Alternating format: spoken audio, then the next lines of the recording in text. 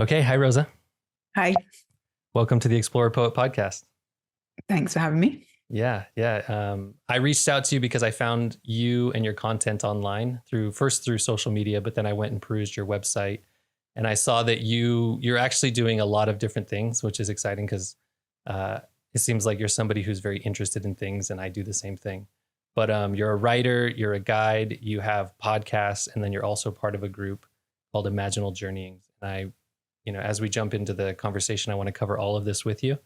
But there's actually something that you wrote on your website. There were two quotes that I took from your website that were really interesting to me, and I thought that maybe they could be a starting point for our kind of jumping off. And the first one is this quote that says, "We are all an expression of the divine intelligence of the cosmos." And so I was hoping to get your thoughts on that. But then the other one is, it says, "My own intimate connection with the universe has taken me through the hell realms and the realms of the gods and out the other side." And to be honest, that second one, I think the first quote about the divine intelligence in the cosmos is interesting, but the second one is really interesting to me, particularly this way you have of saying that you've been to the hell realms. So maybe we'll start with the first one, that we're all an expression of the divine intelligence of the cosmos, and then we'll move to the next one. So what does this mean to you? We're all an expression of the divine intelligence of the cosmos. Yeah, just two small, easy quotes. That's right. I like to start easy. Yeah, yeah. I guess it's my specific way of talking about that everything is Buddha nature, or everything is this kind of like underlying expression of. It's almost like the same universal soup thing that is making me right now as it's making you and the listeners and this plant and these things that we're surrounded by. And there's a way that through the process I went through, there's kind of like a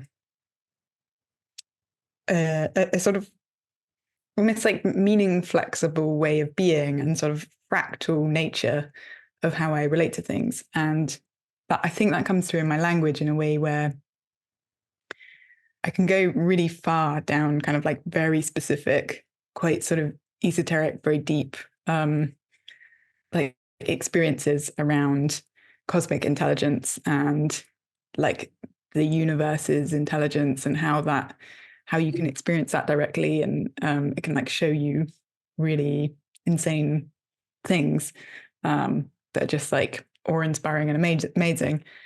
But also, I really like the phrase "we're all an expression of the divine intelligence of the cosmos," because it can sort of just like slot into almost like any meaning making system where I suppose if people are like super atheist, then it doesn't fit.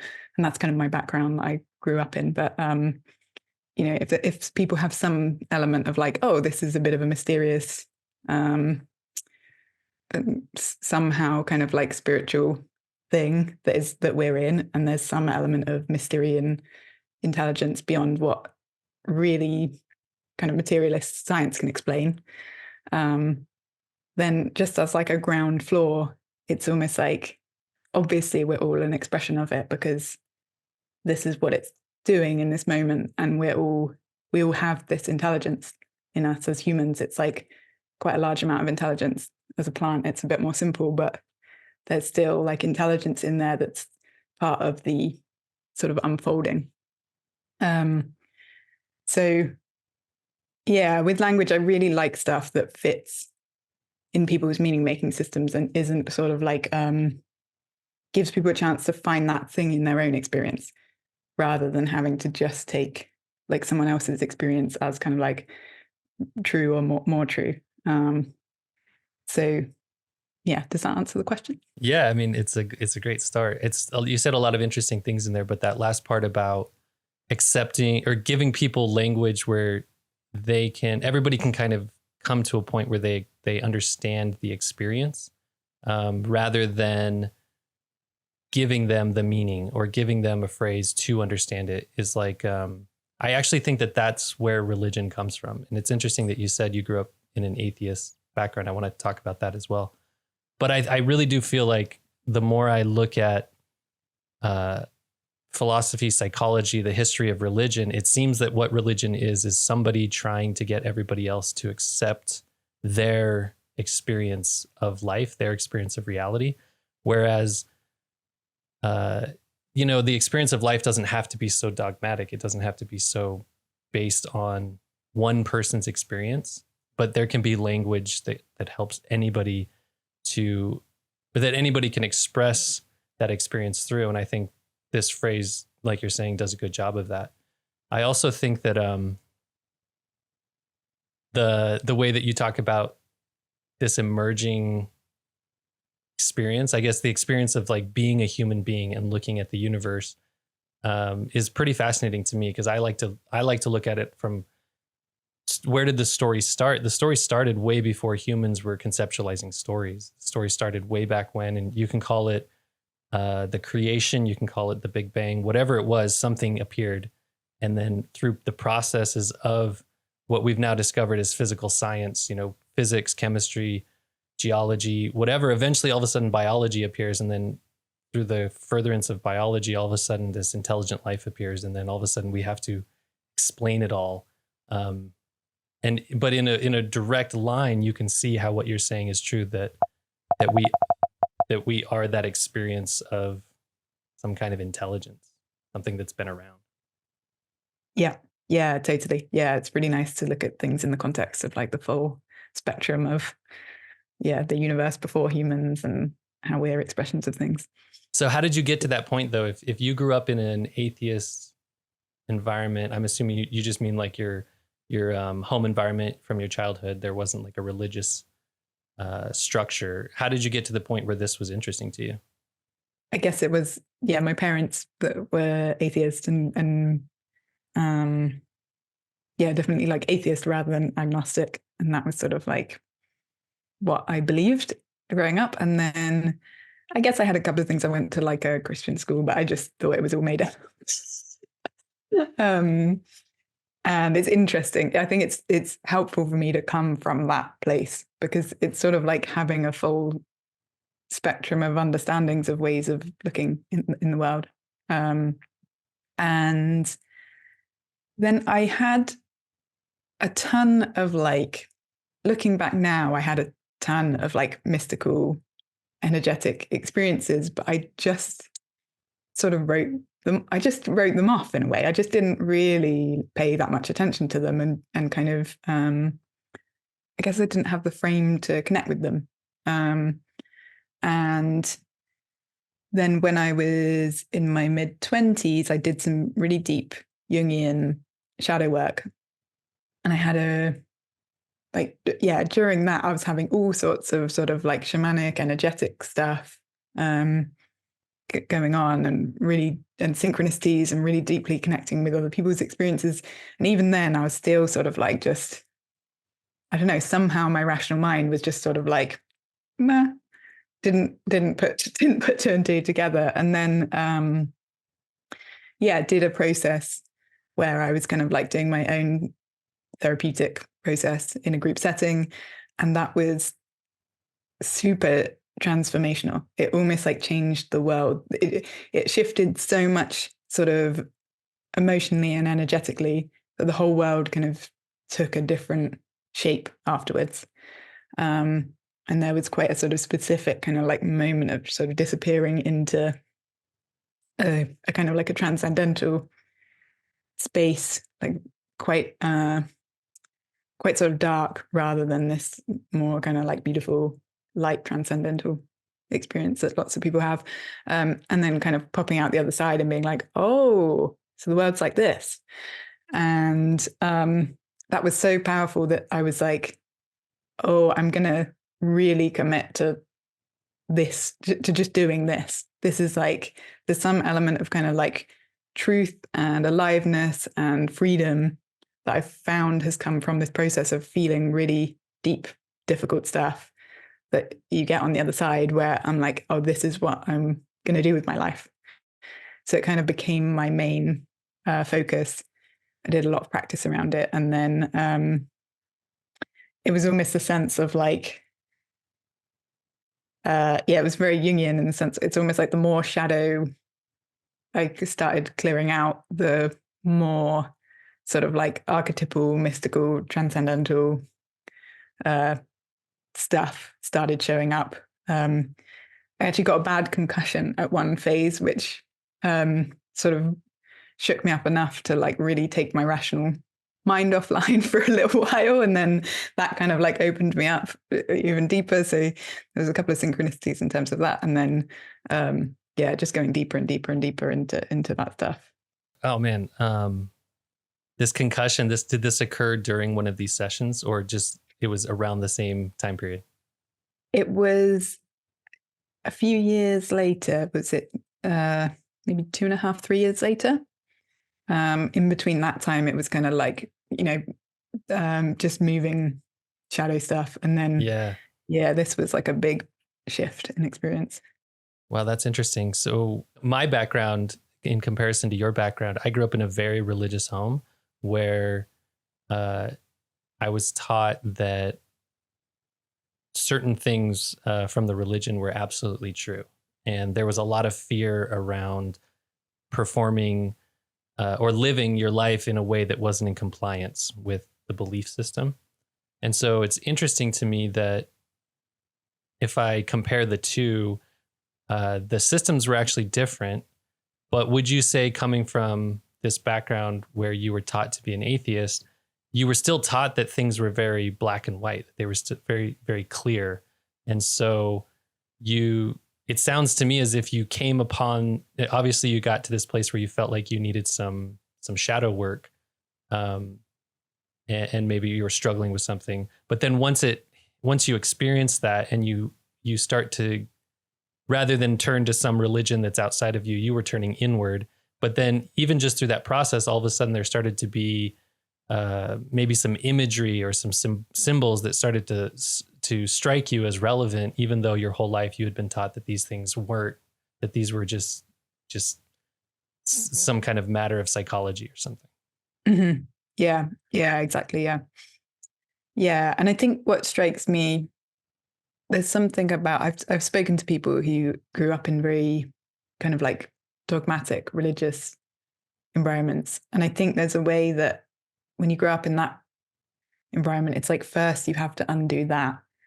And then you're sort of I think I'm lucky in the sense that it had this sort of scientific dogma, but that almost seems, it's sort of like the value of rationalism and being rational.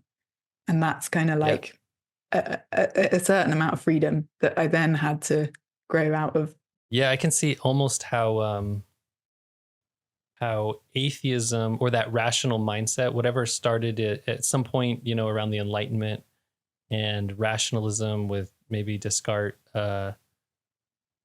it led to this thing where slowly there was this scientific process, and then people started thinking, oh, it's more and more important to pay attention to our minds, more and more important to pay attention to data and verifiable facts. And really what occurred was the entire Western world became more externalized. It became much more of an extroverted society where looking inward wasn't even valued in the same way. The only place it seems to be valued is people who can produce art. And even then, if you look at a lot of the art that's produced in the modern day, it's pretty devoid of a lot of depth, and some of the symbols or kind of richness that we need. And from that developing world, we get somebody like Carl Jung and this group of people who are they're trying, and when he started out, he's trying through a rational way to look at these things that can't be explained in a rational way. It's pretty fascinating that became your release then from that's wholly rational side of life. And it sounds like there began to be a little bit more of a balancing that was coming about. Yeah, totally. Yeah. And so then going from there into that next quote that I shared with you from your own website, about going into the hell realms, but also the realms of the gods. what is that? And you don't you don't have to speak directly to your personal experience, but what does it mean to go to the hell realms? How could somebody take that? It's like there's a level of suffering. The simple thing is that there's a level of suffering that it is possible to experience that's just like unimaginable. It's almost like if suffering's on a 0 to 100 scale, it's like, 1,000 or something. It just breaks everything. And I know even when, I spent a few years kind of in and out of this place. And I know that even when I was in it and then out of it for a few minutes, I was like, holy shit, I can't even connect to what that was, like even with that amount of closeness to it. And I've got, quite a bit of distance from it now. So it's like beyond my sort of comprehension. Yeah. And there's something about, it's almost like, one of the reasons to call it the hell realms rather than just sort of suffering as well is I was in a state where time became very different. So time was super dilated. I think for anyone who wants to kind of like get a sense, if they've done a large psychedelics dose or something like that, that can maybe give you a sense of how that can happen. And then, just a sort of lack of boundaries, energetic or sort of emotional boundaries between me and the rest of the universe. So then you're kind of just, it's almost just like being flooded with all of the like dark suffering stuff that exists outside, with kind of, no sort of limit of how deep and how intense that can go. And my sort of belief is that it's possible to kind of have mental insights where just from connecting to like the light of transcendental experiences, where you're just kind of like getting a broader perspective, opening more and more, seeing more. But if the experiences are really like embodied on an emotional level and an intuitive level, it's like the light and the dark have to balance each other. You can only open to as much light and seeing and expansiveness as you can to the kind of like dark, and otherwise you're sort of like out of balance in a way where you can't experience the thing because you're not letting it in, if that makes sense. That makes a lot of sense to me. I've been thinking about this very topic for a lot lately, and I almost think of it like a tree. And I know trees come up all the time in mythology, and it makes a lot of sense because if you think about a tree, obviously it needs the sun, it needs the light of the sun in order to grow. But at the same time, if its roots aren't deep enough, then the sun will actually kill the tree. It'll burn it up. It doesn't have the fluids to keep it alive. And so from the perspective of the tree, then it needs to go as deep as it can into the dirt, into the underworld is the mythological way of thinking about it, or the symbolic way of thinking about it. Or in our Western world, hell is another way of saying it. Is like you have to go. If we are the tree, then we have to be able to go as far down into that dark, scary, cold, wet place. We have to be able to experience it, and the more that we experience that, the more that we can withstand the light of the sun. In fact, the more that we can seek out the light of the sun. And so, if the sun being consciousness, awareness, from a Buddhist perspective, seeing things as they truly are and accepting them as they truly are, then in order for us to do that, we have to do what you're talking about, which is actually feel a lot of discomfort, a lot of pain, a lot of sorrow and misery.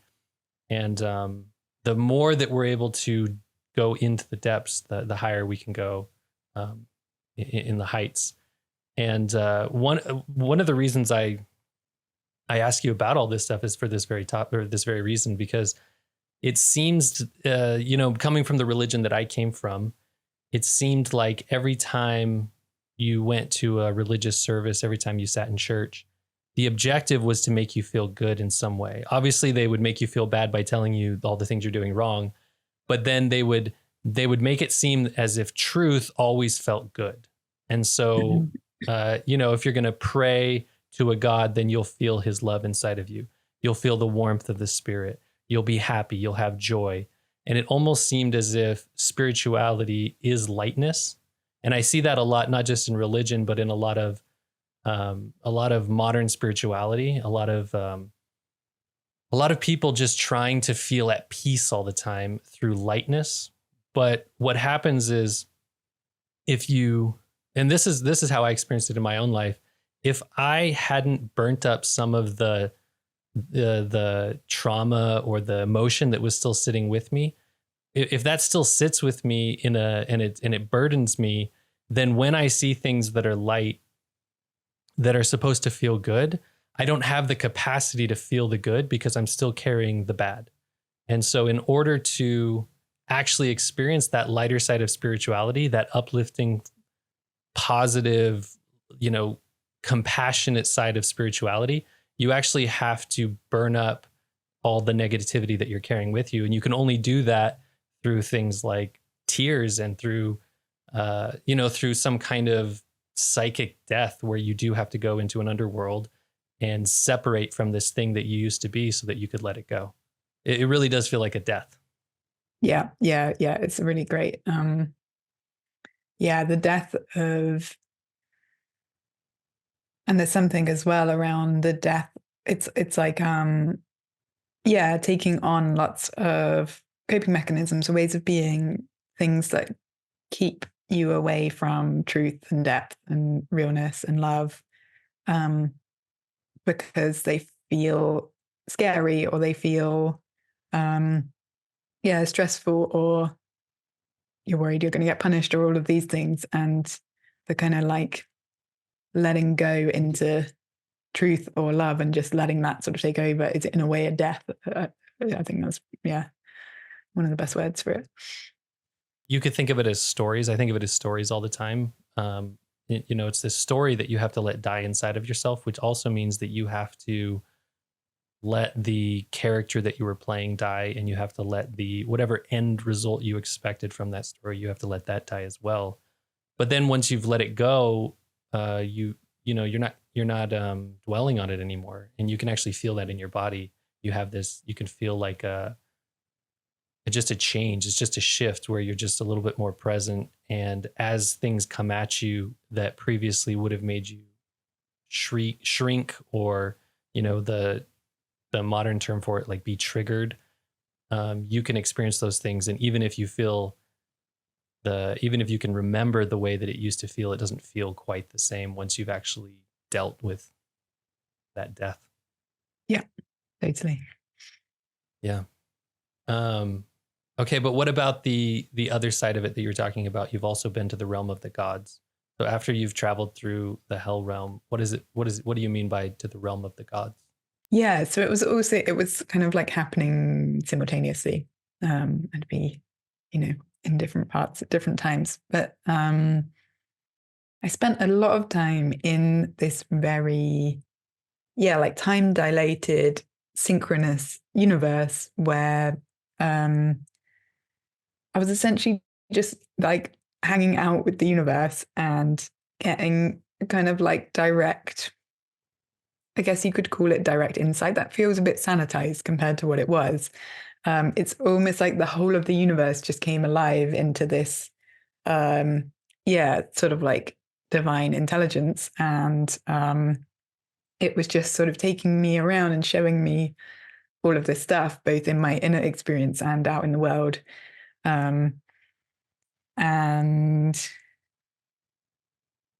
This bit and this bit sort of like, I don't talk about this bit so much because I think it makes me sound it's almost like, I don't know if people have anything to relate to this to, but it's kind of like an extreme level of synchronicity. Okay. Is how I would describe it.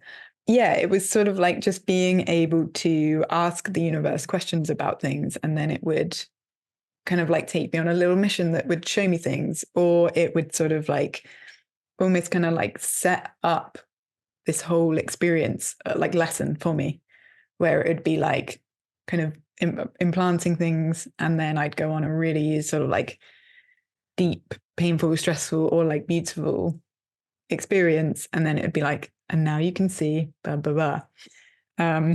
Yeah, I mean, well, first of all, I don't want you to think that I'm laughing at you or that I think you're crazy, because I don't think you're the only one who's experienced this. In fact, I think that that's why there's so many different philosophies out there, or different stories that are out there that are all helpful. But when you talk about going on these little experiences or having these things laid out for you, seeing these synchronicities, are you talking about in daily waking life? Are you talking about in moments? Are you talking about like heavy psychedelic trips, meditative sessions, in your sleep, in dreams? Where is this actually taking place? Yeah, so it was all of those things. So it was just my entire life became this thing. There was nothing that was outside of this. So for the first 3 months, I was really, really immersed only in the present moment, in a way that is sort of still true now, but not to the same degree, where I just had zero context for anything. It was just like whatever was in front of me, I was kind of like, and that came from just doing a lot of shadow work and a lot of meditation, a lot of really, really deep meditation. And then I didn't take any psychedelics during that time at all, but it was often a lot like a psychedelic trip. So kind of like really deep, big, transcendental, energetic experiences with just sort of journeying through kind of inner stuff and transcendental stuff. But also it was it was also out in the world. It was my day-to-day life. So there's a way in which everything became a synchronicity, and it was sort of part of it as well, was really figuring out like what is going on with this. So I really brought that kind of like rational side of me in. It's almost like that bit never left. And I was just always sort of like curious about, and this was part of the sort of connection. I was just asking like a million questions about everything and being like, what about this? And how does this work? And what about this? And then kind of like turning that in on myself for a while. So for quite a while, with the sort of like getting very clear insights and conversations and things like that, I had in my head that I'd sort of like put that onto archetypal figures and people, and sort of thought, oh, I'm, I was quite inspired by Alan Watts. And for a while, I was like, oh yeah, I'm sort of having a conversation with Alan Watts. And then it was sort of like, shortly after that, I kind of like started to think, yeah, but what does that even mean if this person is, dead? And like, yeah, how does that make any sense? And then it's sort of like, by kind of like turning that rationality around all of this intelligence that I was getting, that was, I obviously can't say where it was coming from, but it certainly wasn't coming from inside me, because it was loads of stuff that I just had no way of knowing or understanding. Then it all just sort of like unraveled into, oh, this is all just the sort of innate intelligence of the universe and the cosmos. It's like, I'm that, it's that. There's kind of no, like, to categorize and separate it doesn't make any sense, because it's almost like more just the meaning that gets put onto that, whether something's me like it's receiving something as Alan Watts, or whether it's me receiving it as just the universe, talking to the universe. It's kind of like it's kind of just intelligence knowing itself. I can should I give a story, a funny story about the Alan Watts thing? Yeah, Just absolutely. to give an example. So like this would happen when I was walking around and things like that. And yeah, maybe two examples. One is like when it was more just the universe, it was like, okay, we're going for a walk. And then it took me out of my house. And then, you know, I lived in a really beautiful part of the UK with really nice countryside. And there was a walk I'd been on like, you know, hundreds of times. And then it was just like, take me off on the path and be like, oh, if you go down here and walk along and blah, blah, blah, and just took me to this insanely cool, like ravine thing that I literally, you know, never knew was there, would never have discovered. But it was kind of like down a really windy path, like through some woods with no path in. But it kind of like was very purposeful of like, here we go, we're going here. And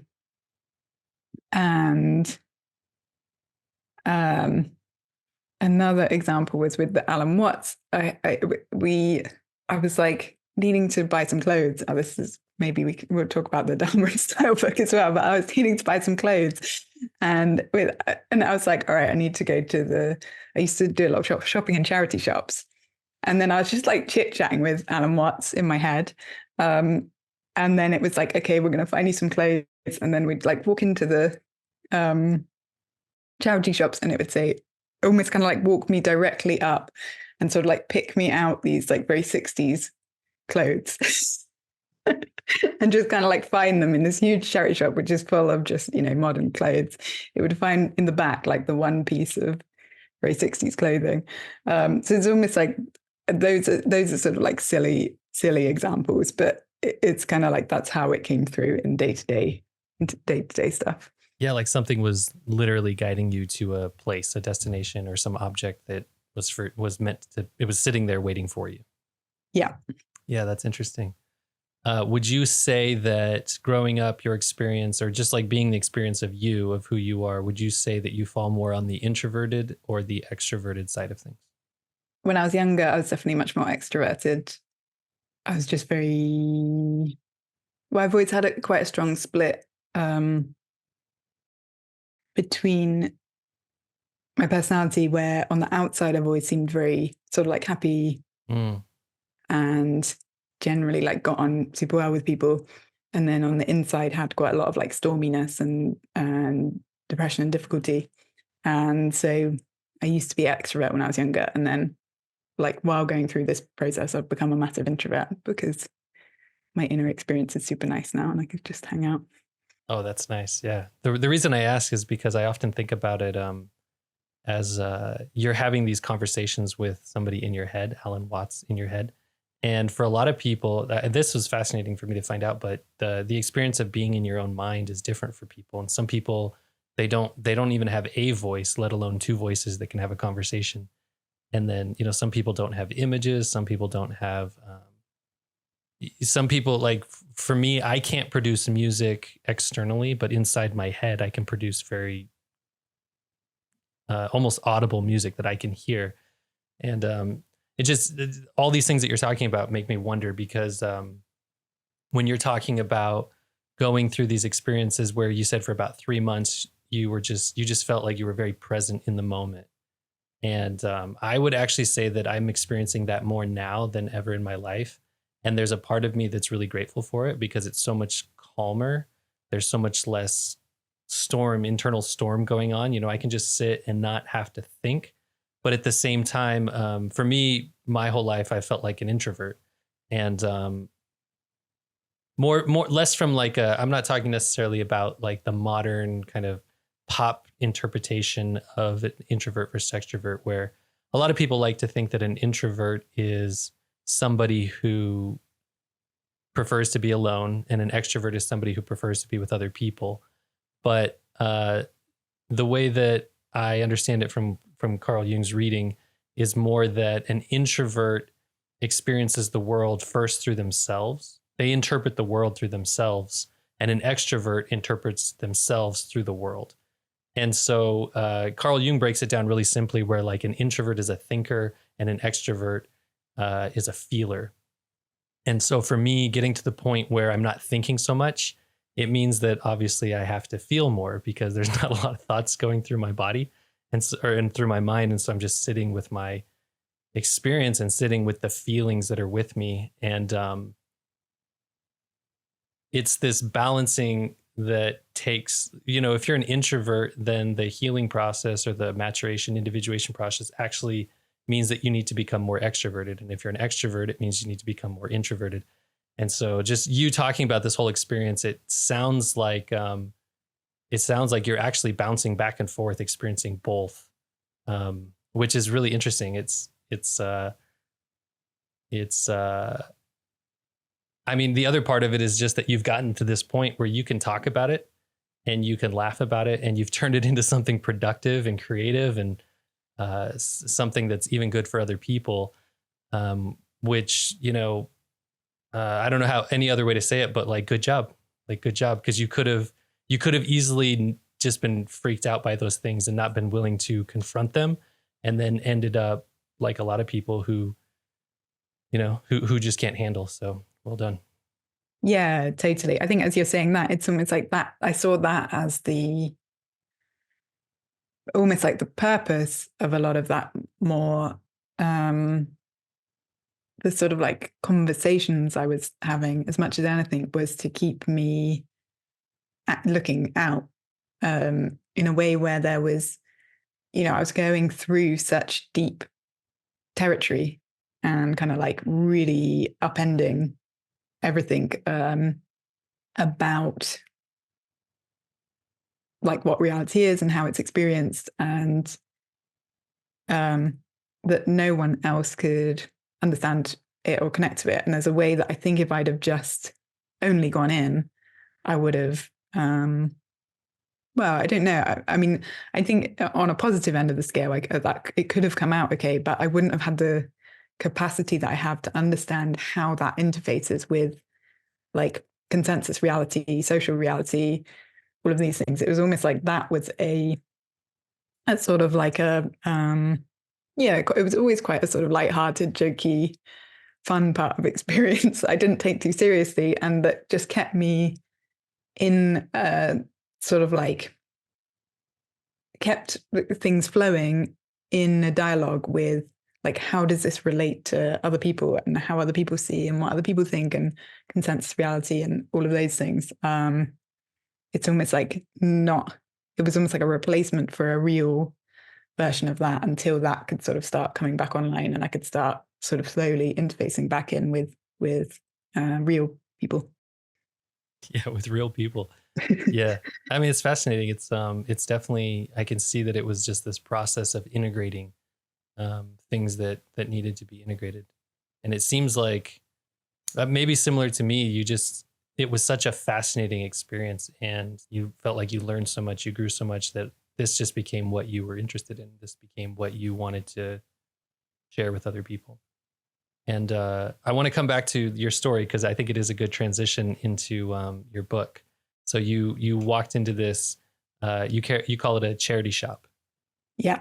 Here in the States, we call it a thrift store, but it's the same idea. Nice. Yep.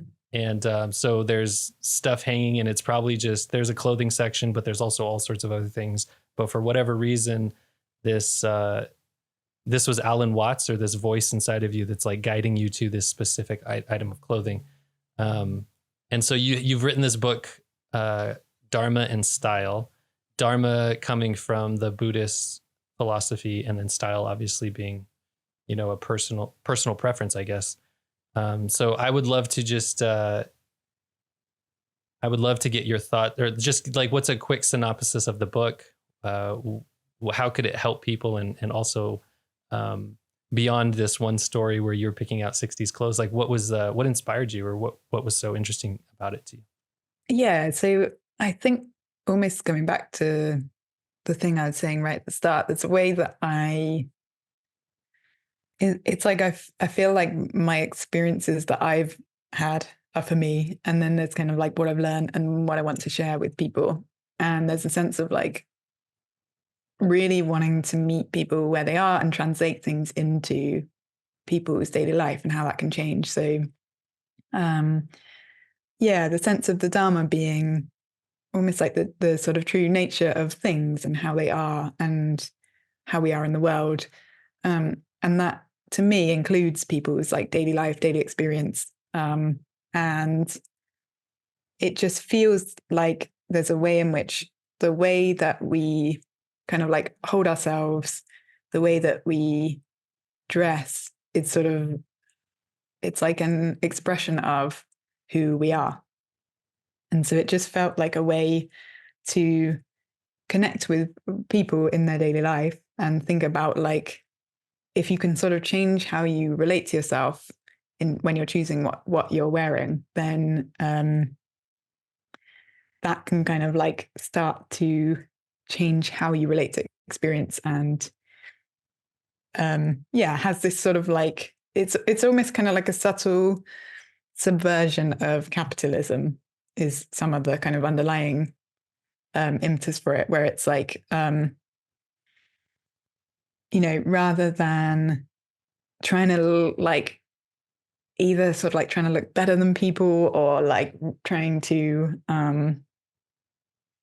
clothes being this sort of like status thing, or it being just a thing of like, oh, I don't care about it, I can't be bothered. It's almost like a sense of dignity in like it's nice to really connect to your beauty as a person and think about like what helps foster that in you, what helps foster things like self-esteem, self-worth. How can that be expressed in the world? Like what? And there's a few kind of like technical things around like dressing well for your body and nice colors and things like that I think would kind of help people with that. But there's also like this philosophy of relating to yourself as this expression of the divine, or it relating to your true nature, whatever that is to you, and thinking about like, how can that be something that can be expressed kind of beautifully and in a way that feels comfortable. Yeah, I think it's really interesting. One of the reasons is like what you mentioned around just what's like just what's available out there. And when you think about a human being and just being yourself, we don't get to just be ourselves because we put clothing on, which is kind of a weird way to think about it, but we have to like disguise ourselves in a way. And so what you put on actually matters, both for how other people perceive you, but also just how you perceive yourself and how you feel about yourself. And in a world where everything is mass produced, it's really easy to just wear what's expected of you, given your socioeconomic status, given the place you live, given the job you work, given the friends you hang out with.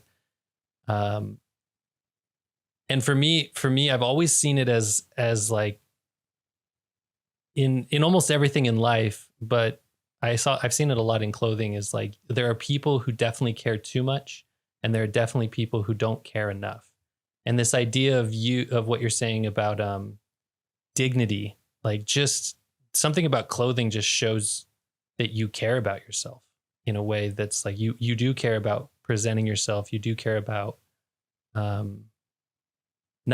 it doesn't even have to be what other people think, but just that you care about what you think about yourself.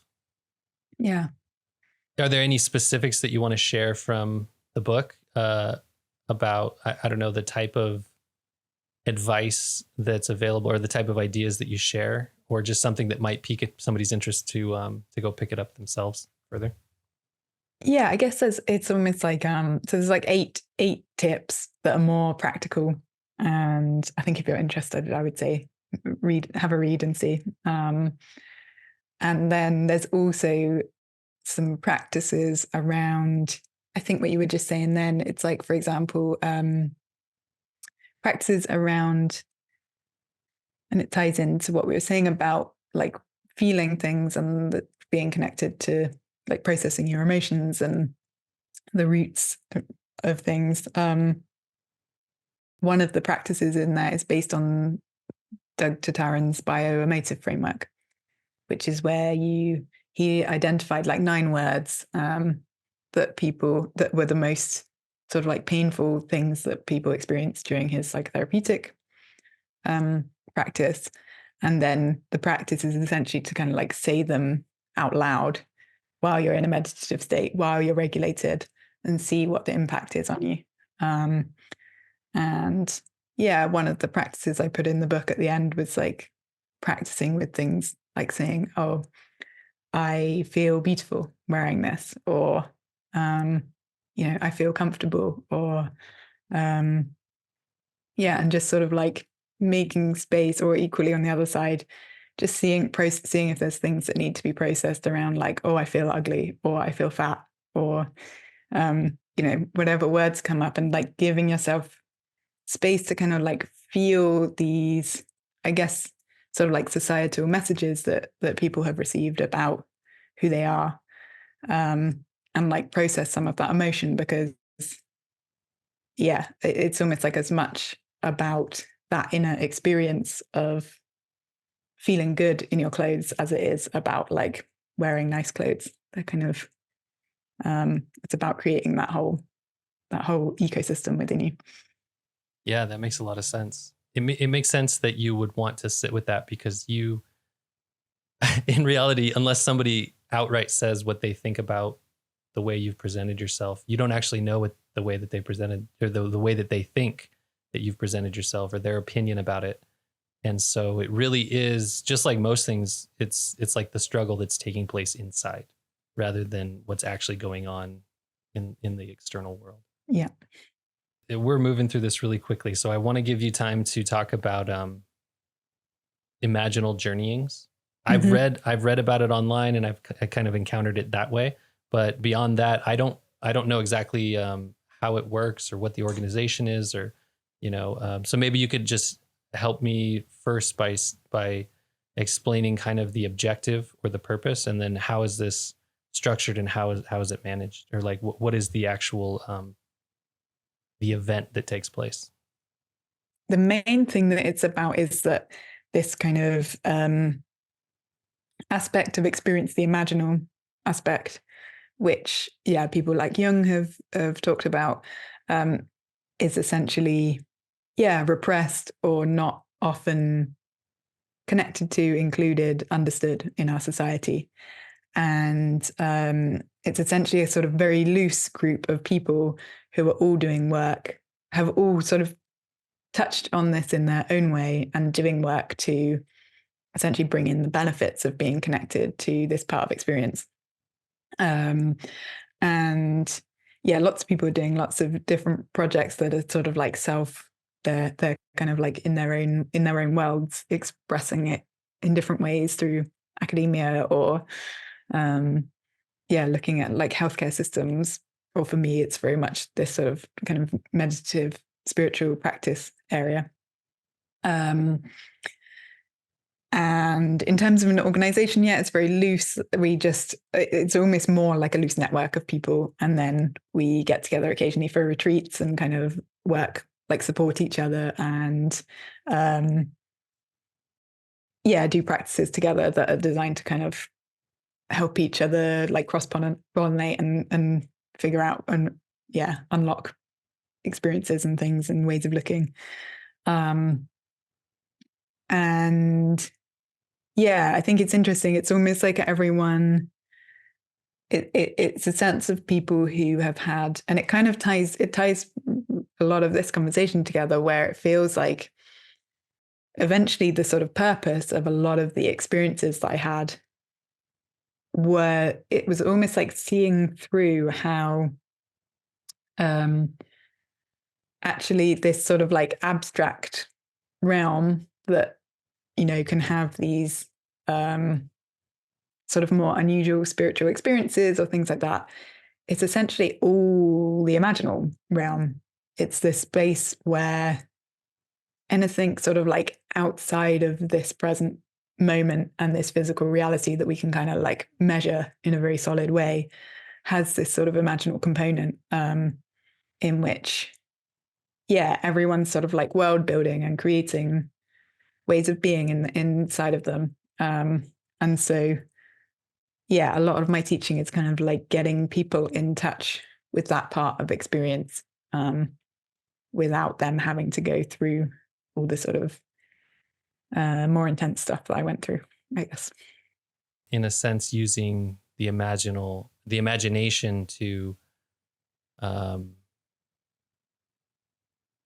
look at things differently, or to create, in a sense that creation alone, that spending time in the imagination and creation alone can be beneficial to people, or it can be beneficial to like the broader group of people, society or systems or structures, that kind of thing. Yeah. It's interesting. This is everything you talk about is interesting, but it's like stuff that I've been thinking about lately. And I was having a conversation with my wife even this morning about this, where the world that we live in today, we have a lot of tradition and we have a lot of moments that are supposed to be meaningful from like an education perspective. A lot of religions have moments that are supposed to be meaningful, like a baptism or a coronation or like some kind of advancement. We do it through school. We do it through business. I had a guest on earlier this week, Rick Belden, who was talking about it in terms of, you go get a driver's license or you go get your first job when you're an adolescent, and all of a sudden you've kind of matured to this next stage. But in a real sense, there's not a lot of ritual. Particularly, there's not a lot of ritual that effectively moves the psychology of a child into adulthood in our society. Whereas in the past, a lot of cultures, especially more ancestral cultures, that more, what we would consider primitive cultures, they had these rituals that would move young people through this painful experience. They would move them into adulthood, where they were much more, it was as if they were then ready to, take on life or be a part of the tribe in an effective way. And I think about it in terms of today, we don't really have those rituals. So there's a lot of people who end up in their late 20s, mid 30s, even into their 40s. And some people never do it, where they make that transition from seeing the world through a childlike lens to actually experiencing the world as an adult. And it seems to me that the mechanism for that process today is creativity. And as you're talking about this, I'm just seeing it in, I've been using the word creativity, but you're using the word imagination or imaginal. And it seems that maybe I've been limiting my thoughts about it to things like writing, poetry, books, art, as terms of painting, drawing, acting, telling stories. But it seems that you could even think of it in a broader sense, where it's like you mentioned healthcare, and I would have never thought that using your imagination on healthcare would have been this kind of healing process. But just the way in which you described it then, I thought, oh yeah, like if that's what somebody really cared about, if that's where they put their energy and they really got into this imaginative space to create something new, it certainly could help them. It could definitely help them to grow or to, help the group in a broader sense. Yeah, totally. It's almost like there's a really nice sort of concept, social imaginaries. And essentially we're sort of like always in social imaginaries. So someone's idea about their country is a social imaginary. Like, what does that even mean? And what's the structures of it? Each person's sort of like meaning structure will be different around it. And then there's kind of like shared collective ones. So there's also like, as the US, it's like a social imaginary that kind of lives, that everyone can connect to. And it's almost like these structures of meaning and imagination can really affect people's health of sort of like what they think is possible. It's almost like a whole ecosystem can live around a person's like mental health disorder or like an eating disorder or things like that.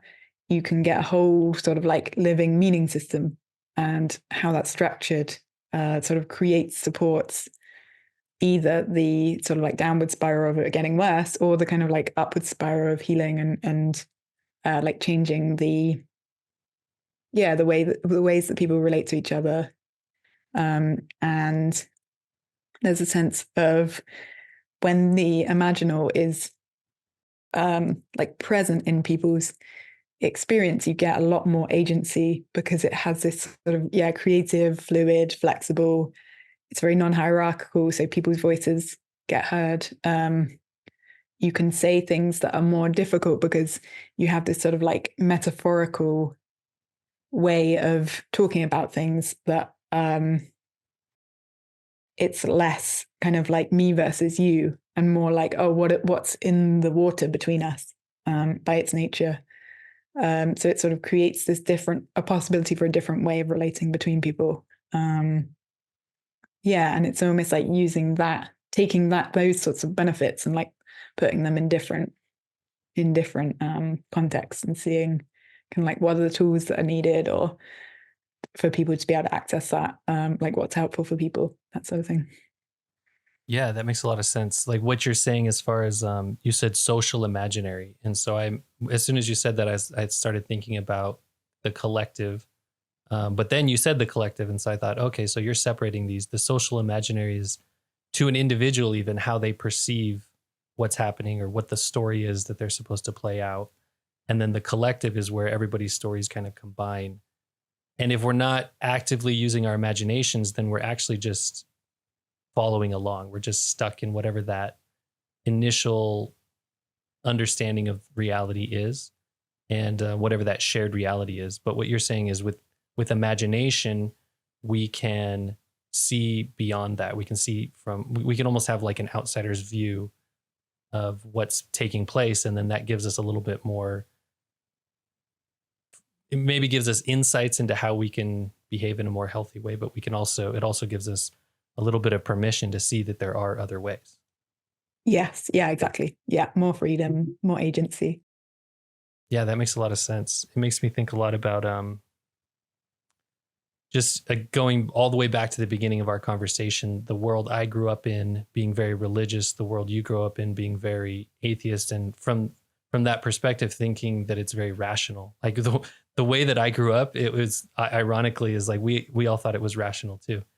And but it wasn't until I was able to gain enough life experience where I could have an outside perspective that I could even make a change. Because if you're always stuck on the inside, there's not a lot of room for criticism, and there's also not a lot of room for new ideas because you just don't, in a way, you don't have them unless you're stepping outside of that and working on that imaginal, creative space.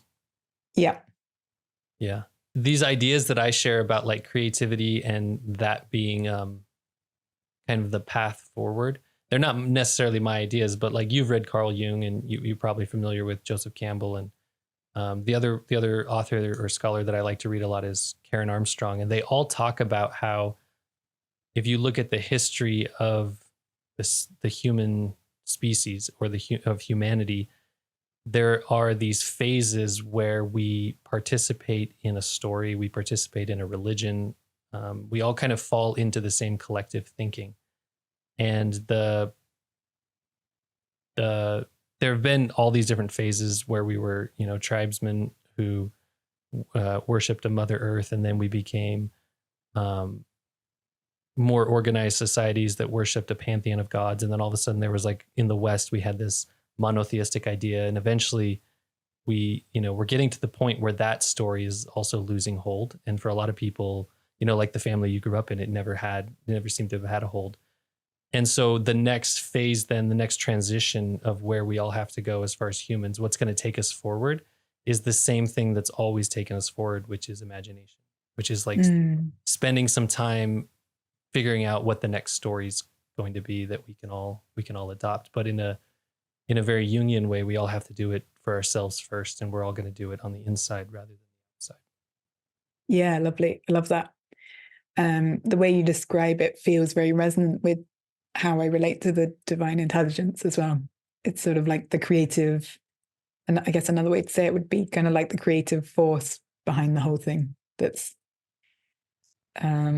just continually creating something new, moving us forward, going through these different kind of like vast phases, and discovering new parts of the universe. Yeah, it's pretty fascinating. It's if evolution is the reality, then the human species seems to be like really the tip of that spear. And this divine intelligence, this universal intelligence, is using us to almost as these little like guinea pigs to try to figure it out. And for a lot of people, it feels like we should be at the end of the story, but nobody's ever been at the end of the story. We're just at some phase of it. And so in a real way, we just have to accept that and enjoy, kind of just try to enjoy whatever experiences we can have as much as possible. Yeah. Yeah. Well, we are up at the hour. And so I really appreciate this, Rosa. I thought it was fantastic. I mean, your willingness to share your experience and then also the insights. I think that more of this is needed in the world. So I really appreciate your life and then your willingness to share it. Yeah. Thanks for having me. It's been super nice. Yeah. If people want to find you, if they want to listen to your podcast, find your website, read your book, where do they go? Where should they look? Yeah. Everything's on rosalewis.co.uk. So you can find me there. Okay. Awesome. Well, thanks again. And I really appreciate it.